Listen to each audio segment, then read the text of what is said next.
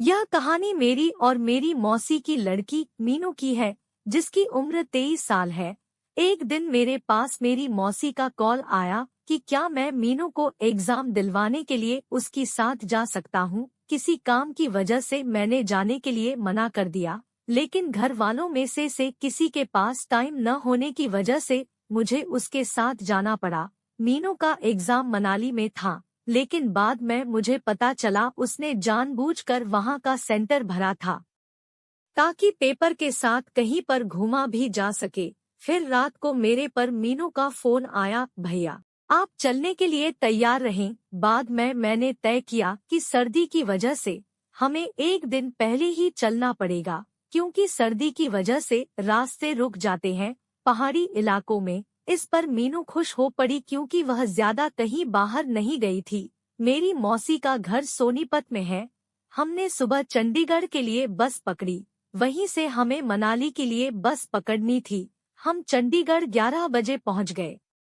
उसके बाद हमारी सीट बस में बिल्कुल लास्ट वाली थी। बस में मीनू को खिड़की वाली सीट मिली थी, इसलिए वह खुश थी। मीनू को बैठने में तकलीफ हो रही थी, क्योंकि उसने जीन्स की पैंट पहन रखी थी। इतने में बस चल पड़ी। रास्ते भर मीनू इधर उधर हो रही थी। इस दौरान मेरी नजर उसकी पैंट पर गई। कुछ देर बाद मीनू सो गई और मेरे कंधे पर अपना सर रख लिया। कुछ देर बाद मैं भी सो गया। सुबह हम मनाली पहुंच गए। वहां पहुंचकर मीनू को बहुत ही अच्छा लग रहा था। उसको देखकर लग नहीं रहा था कि वह एग्जाम देने के लिए आई है।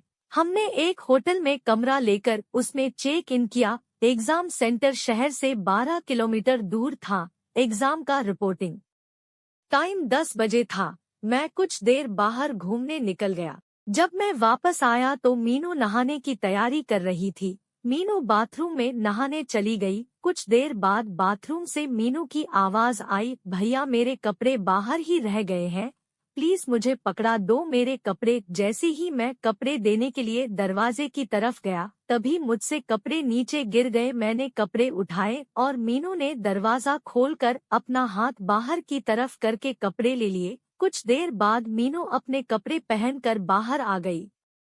तभी मैंने कहा, मीनू अब तुम्हारी शादी करनी पड़ेगी। मीनू ने कहा, क्यों भाई, अभी तो मैं छोटी हूँ और मुझे अभी और पढ़ना है। तभी उसने कहा, लेकिन आपको ये अचानक मेरी शादी की बात क्या सूझी। मैंने स्थिति को भांप कर बात को टाल दिया। फिर हम खाना खाकर सो गए। अगले दिन हम टाइम से उठकर नहा धोकर सेंटर की तरफ चले गए।